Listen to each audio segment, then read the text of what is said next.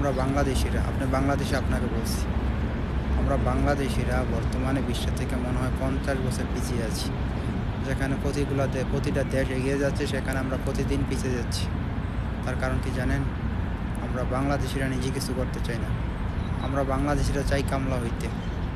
কেন বলেন, কথাটা রাগ করলেন? হ্যাঁ, আমি বলবো যে বাঙালি চাই কামলা হতে। বাংলাদেশে ইউনিভার্সিটির পড়াগুলা, স্টুডেন্টগুলা, ছাত্রছাত্রীগুলা ভাবতেছে যে পড়াশোনার শেষে তারা একটা সরকারি জব করবে। সে আশা কয়জন আছে যে ভাবতেছে যে পড়াশোনা শেষে আমি একটা বিজনেস করবো? মিডল ফ্যামিলিতে যারা আছে তারা পড়াশোনা না করতে পাইরা দেশের বাইরে চলে আসে 5 লাখ 6 লাখ টাকা দিয়ে।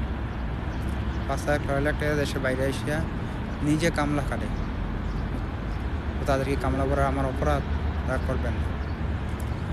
বাংলাদেশের মানুষ নিজে উদ্যোক্তা হইতে চায় না, হয় দেশের বাইরে না হয় চাকরি, এই দুইটা ছাড়া নিজে কিছু করি সেটা না। যেখানে চায়নার দিকে দেখান, চায়নার প্রতিটা শহরের মানুষ, প্রতিটা গ্রামের মানুষ ছোটো ছোটো কিছু করে সেইগুলো তারা বাইরে ইনভাইট করে, এতে দেশে উন্নত হয়, তারাও সচ্ছল হয়। আমাদের বাংলাদেশের মানুষ ওই গ্রাম থেকে এখন শহরে এসে রিক্সা চালায়, আর তাদেরকে রিক্সা চালানোর কারণে বাংলাদেশে এখন গ্রাম অঞ্চলও চাষা কিছু হয়ই না, ফসল কোনো হয় না, দুইটাও একটা হয়, কয়জনও করে। তারপরে এখন একজন লোকের দিয়ে কাজ করালে দিতে হয় 1000 টাকা। কি 1000 টাকা দিতে মানে কি করতেই? যারা এই যে কাজ করতো, কৃষি কাজ করতো, তারা সবগুলো ঢাকা শহরে পড়ে গেছে। ঢাকা শহর, চট্টগ্রাম শহরে, প্রতিটা সিটিতে চলে গেছে, গিয়ে রিক্সা চালায়। এখানে তাদের ইনকাম প্রতিদিন 1000 টাকা। তো সেখানে সে কৃষিকাজ কিসের জন্য করবো? বাংলাদেশের উন্নতি হইতেছে না। আর আমরা যারা মিডল ফ্যামিলির আছে তারা ভাবতেছে যে কিছু পড়াশোনা করতে পারি না, বিদেশ চলে যাই। 5 লাখ টাকা লোন নিয়ে সেরা সৌদি আরব, দুবাই, যে কোনো মিডল ইস্টে চলে যায়, সেরা কামলা খাটতে হয়। ওই 5 লাখ টাকা শোধ লাভ আসে বছর শেষে 8 লাখ 9 লাখ টাকা, আর সেটা আমাদের মাথার উপরে। আর আমরা বাংলাদেশ থেকে বাবা মারা দোষ দেয়, দালালের দোষ। দালাল নিয়ে আমার পোলার আছে। ও তো দালাল না, দালাল তো আপনার বাপ হয়ে আপনি দালাল। আপনি কীভাবে পারলেন 15-16 বছরের একটা বাচ্চার মাথায় 5 লাখ 6 লাখ টাকা দিয়ে ঋণ দিয়ে বিদেশ পাঠিয়ে দিতে? দালাল কি ও না আপনার? নিজের লোভে পড়ে সেরা সন্তানকে 5 লাখ 6 লাখ বোঝা দিয়া দেশের বাইরে পাঠাই দেন, আর কাজ পায় না, কাজ দিতে পারে না, বলেন দালালের দোষ? মোটেও উনি দালাল না, আপনি বাপ, আপনি দালাল। আপনি নিজের ইচ্ছা পাঠাইছেন লোভের আশায়। কেন আপনি ছেলেটারে পড়াশোনা না করেন, দেশে কিছু করে দিতে পারতেন। যখন ছেলে বসতো তখন সে আসতো।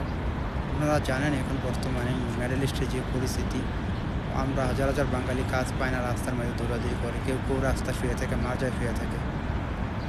এর দায়ী কার? সরকারের? হ্যাঁ, সরকারের। আমার মাঝে মাঝে মনে হয় বাংলাদেশে জন্মগ্রহণ করাটাই আমাদের ভুল। যেখানে নেপালের মতন একটা দেশ, তারা আসতে পারে 80,000 টাকা হলে, আমরা আসতে হয় 5 লাখ টাকা।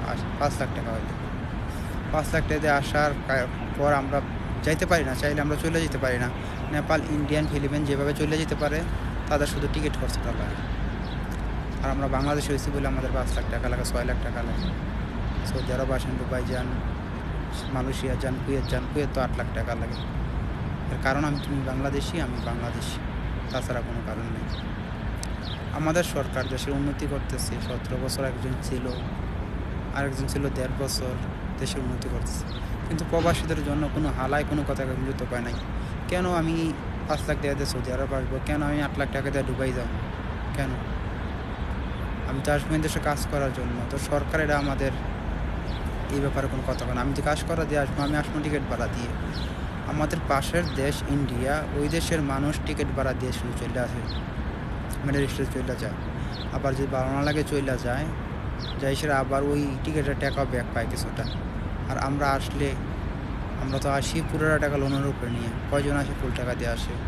আমরা চাইলেও যেতে পারি না। শত কষ্ট থাকলেও আমাদের কাজ করতে হয়। কষ্ট হলে বাসায় বলি, আর বাবা মা বলে দালালে নিয়ে আমার ভিতরে চালাইছে। শোনেন, ওই বাবা আমাদেরকে বলছি, দালাল ওই দালাল না, দালাল আপনি। আপনার লোভে পড়ে আপনার সন্তানকে পাঠাইছেন। 16-17 বছরের বাচ্চাগুলো এখন সৌদি আরবে, ওমানে, দুবাই পড়াইতেছে। কেন? চাইলে পড়াশোনা করাতে পারতেন না? বাবা বাচ্চা আছেন, কিছু করে দিতে পারতেন না? সময় হইতো, তাই তো পাঠাতে পারতেন না। দেশের সরকার আমাদের জন্য কিছু করবে না। প্রবাসীদের জন্য বিশ্বাস করেন কিছু করবো না, যতই ভালো বলেন। প্রবাসীরা যেমন আসছেন এমন থাকবেন, এর চেয়ে খারাপ অবস্থা থাকবেন, তাহলে দেশের সরকার আমাদেরকে নিয়ে কথা বলবে না। আমরা এর কারণ হলো যে আমি বাংলাদেশি, তাছাড়া আমাদের আর তো কোনো ভুল দেখি না। যে জায়গায় সারা বিশ্বের মানুষ আর টিকিট ভাড়া দিয়ে আসতে হয়, আর আমাদের কেন 5 লাখ 6 লাখ টাকা লাগে আসতে। নিজের টাকা দিয়ে নিজেই কামলা কিনে নিই, আর ফ্যামিলির দায়িত্ব আমাদের উপরে, সেটা পরে হাজার হাজার প্রবাসী টেনশনে দুনিয়া থেকে চলে যায়।